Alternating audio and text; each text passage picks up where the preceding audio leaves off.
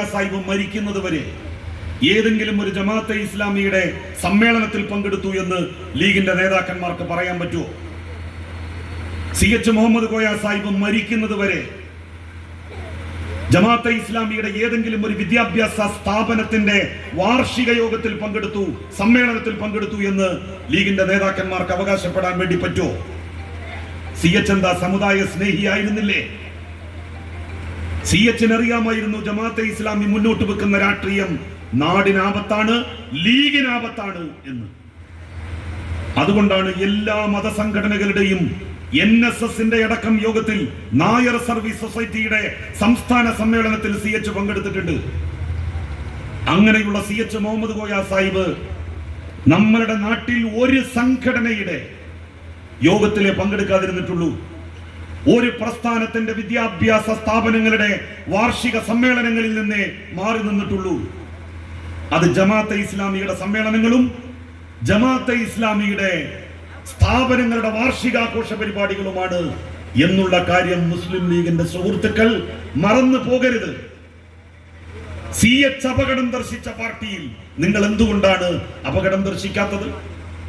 മഹാനായ CH മുഹമ്മദ് കോയ സാഹിബ് ബഹിഷ്കരിച്ച പാർട്ടിയെ നിങ്ങൾ എന്തിനാണ് നെഞ്ചോട് ചേർത്ത് പിടിക്കുന്നത്?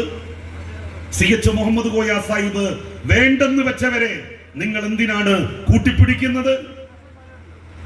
എല്ലാറ്റിന്റെയും മാതൃകയല്ലേ മുസ്ലിം ലീഗുകാർക്ക് CH മുഹമ്മദ് കോയ സാഹിബ്? ആ CH മുഹമ്മദ് കോയ സാഹിബ് ജമാഅത്തെ ഇസ്ലാമിയോട് സ്വീകരിച്ച സമീപനം എന്തുകൊണ്ട് സ്വീകരിച്ചില്ല? നിങ്ങൾക്ക് എന്തുകൊണ്ടാണ് അത് സ്വീകരിക്കാൻ കഴിയാതെ പോയത്?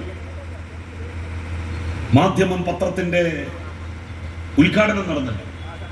അന്ന് ബഹുമാന്യനായിട്ടുള്ള സയ്യിദ് മുഹമ്മദ് അലി ശിഹാബ് തങ്ങൾ ജീവിച്ചിരിപ്പുണ്ട്. ശിഹാബ് തങ്ങൾ പോയോ ആ സമ്മേളന പരിപാടിയിലേക്ക്? എല്ലാവരെയും ക്ഷണിച്ചിരുന്നില്ലേ നിങ്ങൾ? എല്ലാ നേതാക്കന്മാരെയും ക്ഷണിച്ചിരുന്നു. എന്തേ ശിഹാബ് തങ്ങൾ വരാതിരുന്നത്? ശിഹാബ് തങ്ങൾ മരിക്കുന്നത് വരെ ജമാഅത്തെ ഇസ്ലാമിയുമായിട്ടുള്ള ബന്ധം ലീഗിനുണ്ടായിരുന്നില്ലല്ലോ.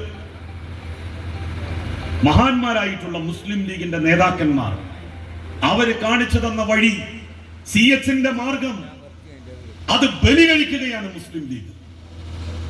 അത് രാജ്യത്ത് ജനങ്ങൾ തമ്മിലുള്ള ഐക്യം തകർക്കും. ഹിന്ദുക്കളെയും മുസ്ലിങ്ങളെയും ക്രൈസ്തവരെയും അത് ഭിന്നിപ്പിക്കും.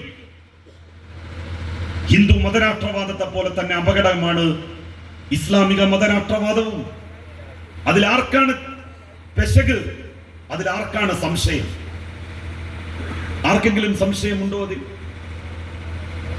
BJP ഇപ്പൊ പറയുന്നത് അയോധ്യയിലെ രാമക്ഷേത്രത്തിന് സമീപത്തുള്ള പതാക അദ്ദേഹം ഉയർത്തിക്കൊണ്ട് പറഞ്ഞു, ഇന്ത്യ ഒരു രാമരാജ്യമായി കഴിഞ്ഞിരിക്കുന്നു എന്ന്. RSS രൂപം കൊണ്ടത് 1925-ലാണ്. 2025 അവസാനിക്കുന്നതിന് തൊട്ട് മുൻപ് ഇന്ത്യയുടെ പ്രധാനമന്ത്രി RSSന്റെ 100ാം വാർഷികത്തിൽ പങ്കെടുത്തുകൊണ്ട് പ്രഖ്യാപിക്കുകയാണ്, ഈ വലിയ പതാക ഉയർത്തിക്കൊണ്ട് രാമക്ഷേത്രത്തിന്റെ സമീപത്ത് ഇന്ത്യ ഇനി മുതൽ ഒരു രാമരാജ്യമാണ് എന്ന്. അപ്പൊ BJPക്കാർ ആഗ്രഹിച്ച ഹിന്ദു രാഷ്ട്രമായി നമ്മളുടെ നാട് മാറി എന്നാണ് BJPക്കാർ അവകാശപ്പെടുന്നത്. ആ BJPക്കാരെയല്ലേ മുസ്ലിം ലീഗുകാര് രാഷ്ട്രീയ സഖ്യത്തിന് ക്ഷണിക്കുകയും അവരുടെ വോട്ട് വാങ്ങി കമ്മ്യൂണിസ്റ്റുകാരെ തോൽപ്പിക്കാൻ നോക്കുകയും ചെയ്തത്? എടോ, നിങ്ങൾക്ക് BJP അപകടകാരിയല്ലാത്ത പാർട്ടിയാണ്. കമ്മ്യൂണിസ്റ്റ് പാർട്ടി, എന്തുകൊണ്ടാണ് നിങ്ങൾക്ക് കമ്മ്യൂണിസ്റ്റ് പാർട്ടിയോട് ഈ ഈർഷ്യവും ഈ ഒരു പകയും വിദ്വേഷവും ഉണ്ടാകുന്നത്? ഈ രാജ്യത്തുള്ള മതന്യൂനപക്ഷങ്ങൾക്ക് സംരക്ഷണം നൽകുന്നു എന്നുള്ളതാണോ അവരോട് നിങ്ങളുടെ വിരോധത്തിന്റെ കാരണം? ഈ പ്രദേശത്തൊക്കെ ദൗർഭാഗ്യകരമായിട്ടുള്ള ചില സംഭവങ്ങൾ ഉണ്ടായിട്ടുണ്ട്. അതിൽ മുസ്ലിം ലീഗുകാർക്കും വലിയ ഉത്തരവാദിത്തമുണ്ട്. ചുണ്ടങ്ങ് കൊടുത്ത് വഴുതനങ്ങ വാങ്ങുക എന്ന് കേട്ടിട്ടില്ലേ? അത്തരം സംഭവങ്ങളായിരുന്നു അന്നൊക്കെ നടന്നത്. അതിനി നടക്കാൻ പാടില്ല. ഇനി അതിന്റെ സംരക്ഷകരായി, ഇനി ഈ രാജ്യത്ത് മുഴുവൻ ആളുകളുടെയും സംരക്ഷകരായി, ഈ പഞ്ചായത്തിൽ കഴിഞ്ഞ 20 കൊല്ലമായിട്ട് ലീഗല്ലേ ഭരിച്ചിരുന്നത്? ലീഗ് ആർക്കൊക്കെയാണ് സംരക്ഷണം നൽകിയത്? ഇനി ഇതാ പ്രദീപ് മാസ്റ്റർ മത്സരിക്കാൻ വേണ്ടി ഇവിടെ പ്രസിഡന്റ് ആകാൻ വേണ്ടി പോവുകയാണ്. ഇനി പ്രദീപ് മാസ്റ്ററുടെ സംരക്ഷണയിലായിരിക്കും ഈ പഞ്ചായത്തിലെ ഓരോ മനുഷ്യനും. ആർക്കെന്ത് പ്രശ്നങ്ങൾ ഉണ്ടായാലും, അത് ഹിന്ദുവായാലും മുസ്ലിം ആയാലും ക്രിസ്ത്യാനിയായാലും, അവിടെ പ്രദീപ് മാസ്റ്റർ എത്തും. അവിടെ കമ്മ്യൂണിസ്റ്റുകാരന്റെ സാന്നിധ്യം ഉണ്ടാകും. ഈ നാട്ടിലെ മുഴുവൻ ജനങ്ങളെയും ചേർത്ത് പിടിച്ചുകൊണ്ട് ഈ ഭരണസമിതി മുന്നോട്ട് പോകും. രാജ്യത്ത് വർഗീയമായിട്ടുള്ള ചേരിതിരിവും കുഴപ്പവും ഉണ്ടാക്കാൻ ലീഗ് ശ്രമിക്കരുത്. പണ്ടത്തെ നേതാക്കന്മാർ, എ.വി. അബ്ദുറഹിമാനാജിയെ പോലെയുള്ളവർ, പടാറത്തിനെ പോലെയുള്ളവർ, തുറുവായി ഹാജിയെ പോലെയുള്ളവർ, അവരൊക്കെ ഈ നാട്ടിൽ ജനങ്ങൾക്കിടയിൽ ഐക്യവും രഞ്ജിപ്പും സൗഹൃദവും പ്രചരിപ്പിക്കാൻ വേണ്ടി ശ്രമിച്ചവരാണ്. എന്നാൽ ഇന്നത്തെ ലീഗിന്റെ നേതാക്കന്മാരോ, അവര് നാട്ടിൽ കുഴപ്പങ്ങൾക്ക് തീ കൊളുത്താനാണ് ശ്രമിക്കുന്നത്, മതവികാരത്തിന് തീ കൊളുത്താനാണ് ശ്രമിക്കുന്നത്. കാസർഗോട്ട് കണ്ടില്ലേ, ലീഗിന്റെ ഒരു വനിതാ നേതാവ് ഓടിബെരി പള്ളിക്ക് കല്ലെറിന് സഖാക്കള്, കമ്മ്യൂണിസ്റ്റുകാര് പള്ളി തകർക്കിട് എന്നും പറഞ്ഞുകൊണ്ട് വിളിച്ച് കൂവുന്നത്. ഇതൊക്കെ പുതിയ മുസ്ലിം ലീഗിന്റെ മുഖമാണ്.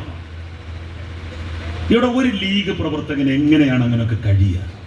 നിങ്ങളൊന്ന് ആലോചിച്ചു നോക്ക്. സോഷ്യൽ മീഡിയയിൽ ഒരു സ്ത്രീ വാവിട്ട് കരയുകയാണ്, ബെരീം എന്ന് പറഞ്ഞിട്ട്. എന്താണ് ബെരീം? പള്ളി തകർക്കാണ്, പള്ളിക്ക് കല്ലെറിയാണ്, സഖാക്കൾ കല്ലെറിയാണ്. ഇവരെന്നെ കല്ലെടുത്തെറിയാണ്. എന്നിട്ടാ സഖാക്കൾ കല്ലെടുത്തെറിയുന്നെന്ന് പറഞ്ഞു. ഒരു ചുക്കും നടന്നിട്ടില്ല അവിടെ. മഹല്ല് കമ്മിറ്റിയുടെ ഭാരവാഹികൾ വന്ന് അത് തെറ്റാണ് എന്ന് പറഞ്ഞു. ഈ നാദാപുരത്തെയും അതുപോലെ തന്നെ കുറ്റ്യാടിയിലെയും ലീഗുകാർ കുറച്ച് ദിവസം മലപ്പുറത്ത് വന്ന് നിൽക്കണം എന്ന് എൻ്റെ അഭിപ്രായം. മലപ്പുറത്തെ ലീഗുകാർ ഇങ്ങനൊന്നും അല്ല കേട്ടോ, ഫാർ ബെറ്റർ ആണ്. ഞാൻ മലപ്പുറത്തു നിന്നാണല്ലോ വരുന്നത്. ഈ വടകര താലൂക്കിലെ മുസ്ലിം ലീഗിന്റെ നേതാക്കന്മാര് കുറച്ച് ദിവസം മലപ്പുറത്തൊന്ന് വന്ന് നിൽക്കണം. എന്നിട്ട് അവിടുത്തെ ലീഗേരങ്ങളൊന്ന് കണ്ടു പഠിക്കും. എന്തൊക്കെ എനിക്ക് രാഷ്ട്രീയമായിട്ടുള്ള വിയോജിപ്പുകൾ ഉണ്ടെങ്കിലും മലപ്പുറത്തെ ലീഗർ ഇജാതി കാര്യങ്ങളൊന്നും ചെയ്യൂല. നിങ്ങൾ കുറച്ച് ദിവസം മലപ്പുറത്ത് വന്നിട്ട് എന്താണ് ലീഗ് എന്നുള്ളത് പഠിക്ക്.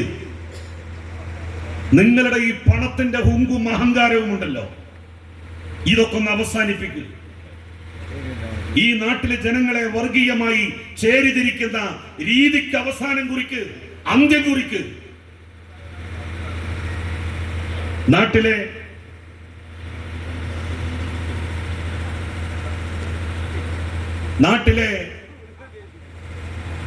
മറ്റുള്ള ആളുകളെ എന്തിനാണ് മുസ്ലിങ്ങൾക്കെതിരായിട്ട്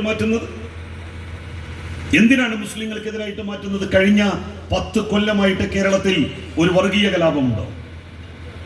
10 കൊല്ലമായിട്ടൊരു വർഗീയ കലാപമുണ്ടോ? അപ്പൊ നിങ്ങൾ ചോദിക്കും, മുമ്പും വർഗീയ കലാപം ഉണ്ടായിട്ടുണ്ടോ എന്ന്. ഉണ്ടല്ലോ, വർഗീയ കലാപം ഉണ്ടായിട്ടുണ്ട്. 1ഉം 2ഉം മാറാട് കലാപങ്ങൾ UDF ഭരിക്കുന്ന കാലത്ത്, ലീഗ് ഭരിക്കുന്ന കാലത്ത് ഉണ്ടായിട്ടുള്ളതല്ലേ? 11 പേരല്ലേ അവിടെ മരിച്ചു വീണത്, ഹിന്ദുക്കളിലും മുസ്ലിങ്ങളിലും പെട്ടവർ. കമ്മ്യൂണിസ്റ്റ് പാർട്ടി ഭരിക്കുമ്പോഴാണോ 1ഉം 2ഉം മാറാട് കലാപങ്ങൾ ഉണ്ടായത്? തിരുവനന്തപുരത്തെ ചാല കത്തിയെറിഞ്ഞില്ലേ? ഇടതുപക്ഷം ഭരിച്ചിരുന്ന സമയത്താണോ? CH മുഹമ്മദ് കോയ സാഹിബിനെ കുറിച്ച് ഞാൻ ഉൾപ്പെടെ പണ്ട് ലീഗുകാർ പ്രസംഗിച്ചിരുന്നത് എന്താ? ചാല കത്തിയെറിഞ്ഞപ്പോ ജീപ്പിന്റെ ഫുട്ബോർഡിൽ നിന്ന് സമാധാനത്തിന് വേണ്ടി എത്തിച്ച മന്ത്രിയാണ് CH. അന്നും ലീഗ് ഭരിച്ചിരുന്ന സമയത്താണ് ചാലയിൽ കലാപം ഉണ്ടായത്. ആലപ്പുഴയിൽ നബിദിന ഘോഷയാത്രക്ക് നേരെ പോലീസ് വെടിവെച്ചത്, 2 പേരെ കൊന്നത് കമ്മ്യൂണിസ്റ്റുകാർ കേരളം ഭരിച്ചിരുന്ന സമയത്തല്ല, UDF ഭരിച്ചിരുന്ന സമയത്താണ്, ലീഗ് ഭരിച്ചിരുന്ന സമയത്താണ്. ലജനത്തുൽ ഇസ്ലാം സഭ നടത്തിയിട്ടുള്ള നബിദിന ഘോഷയാത്ര, ആ ഘോഷയാത്രക്ക് നേരെ പോലീസ് വെടിവെച്ചു. 2 പേരാണോ മരിച്ചു വീണത്? സിറാജുന്നിസ എന്ന് പറയുന്ന പെൺകുട്ടി, 9 വയസ്സുകാരി, സിറാജുന്നിസയെ വെടിവെച്ചു കൊന്നു.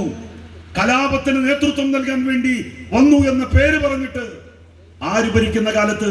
കോൺഗ്രസും ലീഗും ഭരിച്ചിരുന്ന കാലത്ത്, ഇടതുപക്ഷം ഭരിച്ചിരുന്ന സമയത്തല്ല. അത് നിങ്ങൾ മനസ്സിലാക്കണം.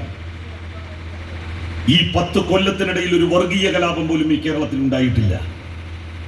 അങ്ങനെ വർഗീയ ശക്തികൾക്കെതിരായി RSSനും BJPക്കുമെതിരായി അതിശക്തമായിട്ടുള്ള പ്രതിരോധത്തിന്റെ കവചം തീർത്ത് മുന്നോട്ട് പോകുന്ന സഖാക്കൾ, ആ സഖാക്കളെ ചേർത്ത് പിടിച്ചുകൊണ്ട് മതന്യൂനപക്ഷങ്ങളും അവരുടെ മുന്നോട്ടുള്ള പ്രയാണം സുഗമമാക്കണം എന്ന് അഭ്യർത്ഥിച്ചുകൊണ്ട് ഇവിടെ അധികാരമേൽക്കാൻ പോകുന്ന ഭരണസമിതിയെ അഭിനന്ദിച്ചുകൊണ്ട് അവർക്ക് പ്രദീപ് മാസ്റ്ററുടെ നേതൃത്വത്തിൽ മികച്ച ഒരു ഭരണം, നല്ല ഒരു പഞ്ചായത്ത് ഓഫീസ്, ആളുകൾക്ക് ഈ ചോർച്ചയൊന്നും ഇല്ലാതെ കാര്യങ്ങൾ നിവർത്തിക്കാൻ വേണ്ടി വരുമ്പോ ഇരിക്കാൻ തക്ക ഒരു ഓഫീസ് ഉൾപ്പെടെ, ഒരു ആസ്ഥാനം ഉൾപ്പെടെ, ഈ പഞ്ചായത്തിന്റെ മുഖച്ഛായ മാറ്റുന്ന രൂപത്തിലുള്ള വികസന പദ്ധതികൾക്ക് നേതൃത്വം കൊടുക്കാൻ ഈ ഭരണസമിതിക്ക് കഴിയട്ടെ എന്ന് ആശംസിച്ചുകൊണ്ട് ഞാൻ എൻ്റെ വാക്കുകൾ അവസാനിപ്പിക്കുന്നു.